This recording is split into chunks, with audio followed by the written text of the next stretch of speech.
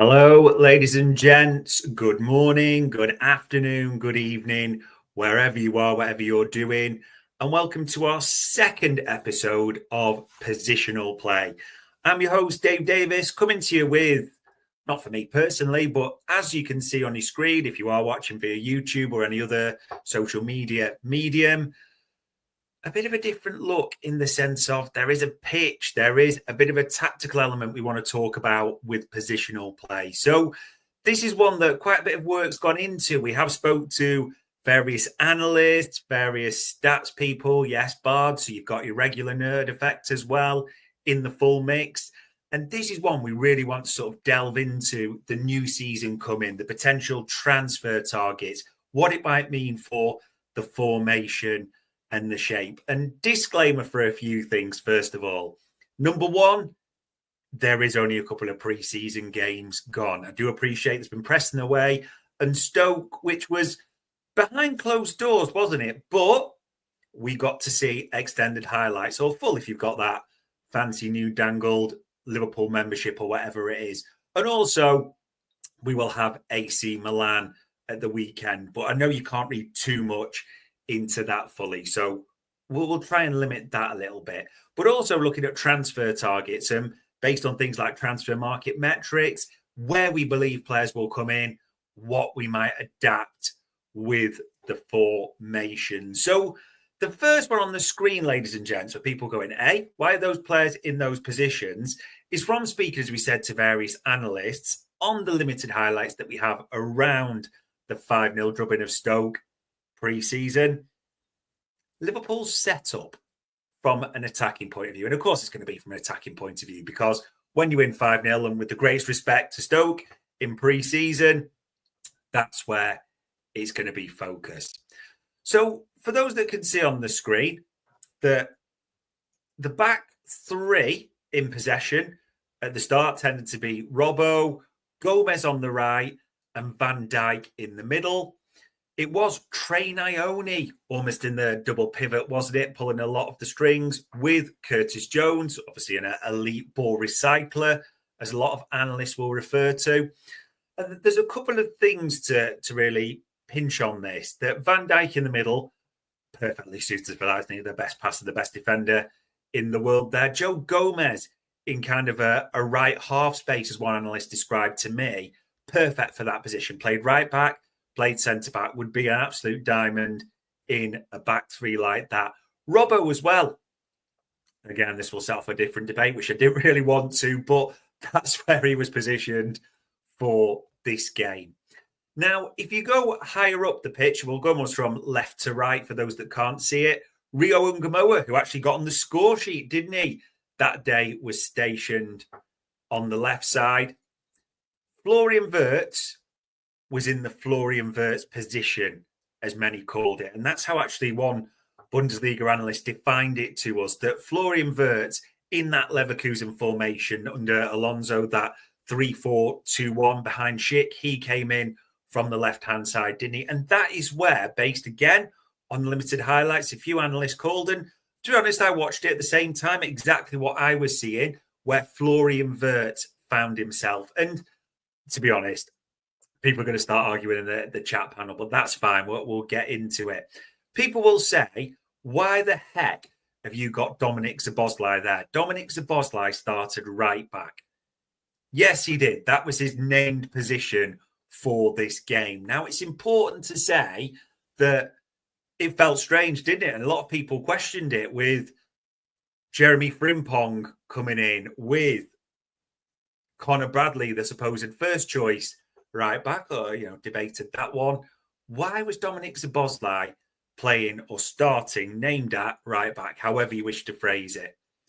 Shout out to Ben Boxax. I know he mentioned, as he always would expect him to, I'm sure, Dominic Szoboszlai played minutes there for Budapest Grammar School or whatever it is, and Ben knows he'll take that in good jest. But as a few others called out, it isn't the first time he has played that role for a team. However, he wasn't really a right back, wasn't he? When you looked at the game, almost, and some did describe this as a box style midfield with Jones, Ione, Wirtz, and Szoboszlai ahead of them. He wasn't really right back. He was coming inside, he was bombing on. He found himself in a very attacking position inside of Mo Salah a lot of the time.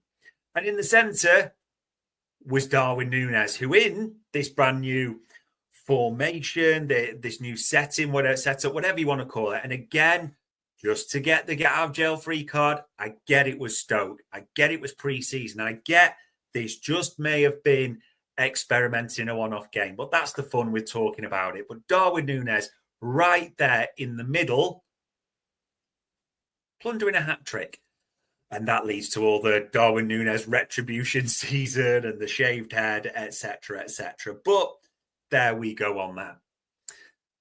So that was Stoke. And yes, Stoke play in the Championship. So then it brings to who will be first choice if we were to play this. And there's a great debate. And again, people will have their own thoughts on this. But the first one that's got to go out then is Robbo, and Milos has got to come in as a left-sided player alongside Virgil van Dijk. Now, it's really important to say this.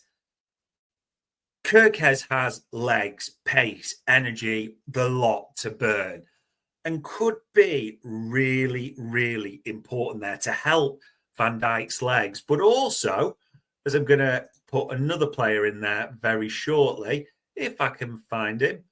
Oh, I'm not taking him off the table there. The main midfielder for us. There he is, the handsome bastard himself, the best midfielder in the Premier League for me, Alexis McAllister. So Trey Ione, who's done brilliantly pre-season, by the way, absolutely sensational. But Alexis McAllister on the left-hand side, and much to some Anfield Index's disagreement, Ryan Gravenberch has to go in. Now, Alexis McAllister, legs, pace. That's the only thing where you'd say, is there any potential concern? So maybe with a fading concern, let's put that, because Virgil van Dijk is still the best in the Premier League and the world by far. That could look attractive. Kerkez to potentially do the running, shall we say, for McAllister and Van Dijk. That could be really attractive to assist with potential weaknesses there. Now, again, people will argue, and I could understand it. We all thought Kerkez would be one of the PP flying on fullbacks, but just in case this is the formation, it could be one to keep an eye on.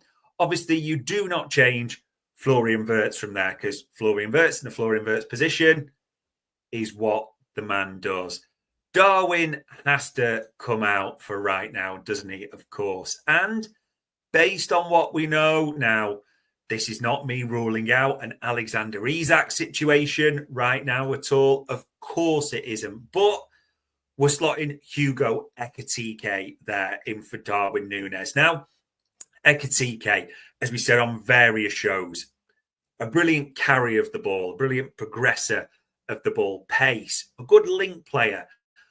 Yes, a project forward, but a lot to like about Hugo Ekiteke, who could go a little bit deeper potentially there.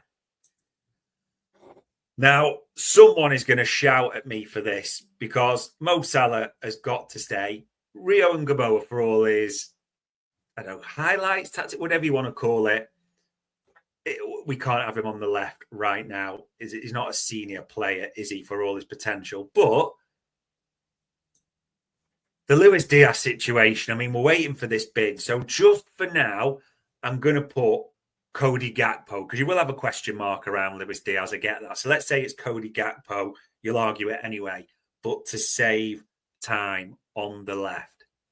Now, with this, some of you are going to argue, and I understand, hold on, you've still got Szoboszlai there. But again, it may just be something that has potentially been considered by Arne Slot. That yes, he's got Bradley as an option. Yes, he's got Frimpong as a flyer at times. But if Szoboszlai is there, I tell you what, I'm not saying that would be my favourite formation, my favourite option. I would just look at this as an option that gives Arne Slot in that front five in possession. Of course, it'll look different out of possession. 3 attackers in Salah, Ekiteke, and Gakpo. Obviously, we'll debate who will be on the left, but also the attacking midfielders of Florian Wirtz in the Wirtz position, doing his damage. I'm drooling at the thought of that. And Dominic Szoboszlai, another attacking midfielder. So 3 forwards attacks, if you want to call them that, a couple of attacking midfielders. You've also got our best player still on the park in the midfield for Alexis Mac Allister, who is now covered by Kerkez's pace on the left and running legs. Ryan Gravenberch there as well. Now, Szoboszlai can get up and down. Gravenberch covers various ground, territory, however you want to put it. Not progressive, not a great passer. I think we know that. So Alexis Mac Allister gives you that there. But also it gives you depth in terms of young Trey Ione could play in this setup on occasions. Curtis Jones, an elite ball recycler, could be there on occasions. Also, now I know people are going to talk about the Real Madrid bid and everything around that, but Joe Gomez is still in there. I don't think if everyone starts, Joe Gomez is there. So let's drop him out, because as much as we said, yes, Joe Gomez is perfect for that position, Ibu as well. It's hard work on Ibu, and I know people will talk about his legs and injuries. I understand that. But if, again, the big caveat, ladies and gents, of if Arne Slot decides to run Stoke into the first team and other games. So we'll have to see, won't we, with AC Milan. Is there anything like this? I'm intrigued by it. I genuinely am, to see what happens. And again, that's my own thoughts. That would be a lie. That is from speaking to analysts and trying to understand a little bit of what we saw in those limited highlights from Stoke. However, let's be realistic. I think more people expect something like, and you can disagree with me, throw your comments in the chat panel there. Ibu and VVD there. Kerkez maybe a bit advanced. I'll put Frimpong, but it could be Bradley. I think many people do believe it will be Connor Bradley there. No, everyone's going to agree with this. Gravenberch in the double pivot with Mac Allister. And then your 5 attackers. I'll leave them as B, because I just like the idea for a lot of games of having Grav, Mac, Szoboszlai and Wirtz on the pitch. Maybe just me. Although all of a sudden, 1, 2, 3, 4, 5, 6, 7, 8, 9, 10. Oh, yeah, 1, 2, 3, 4, 5, 6, 7, 8, 9, 10, 11, 12. So who's going to go? I know this one. Yeah. I just wonder if Cody Gakpo would go. I really don't. I've still got an inkling we'll see Wirtz in the Wirtz position and Kerkez bombing on. Salah tucking in at times as well. And Frimpong bombing on. Again, you are all going to disagree with that. No, at least I've got 11 players on the pitch when I managed to shift those off. We will see, though. I honestly, I just think the options right now, when I'm looking at those players, are so attractive. And options is the key element. Now, if players come in, if Mr. Isak comes in, what you would have to think right now, it would be Hugo to miss out. There's no way Liverpool are prepared to pay, apparently. And again, it's rumours, it's suggestions, 130 or upwards with add-ons of 130 million without Alexander Isak being the main man up top. So that is an interesting one.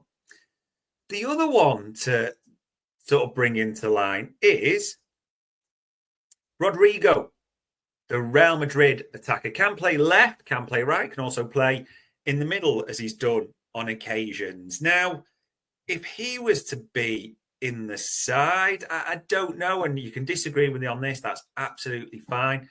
you do fancy he would be potentially from the left, but then he does like to cut in. You do wonder if it was Rodrigo, is he wanting to come in and occupy the space that Florian Wirtz wants to occupy? And by the way, that was an analyst that mentioned that to me as a consideration. Again, can play on the right-hand side at the same time, but I would be intrigued how Wirtz and Rodrigo work together if that was to be the case. So a really fascinating one there as well.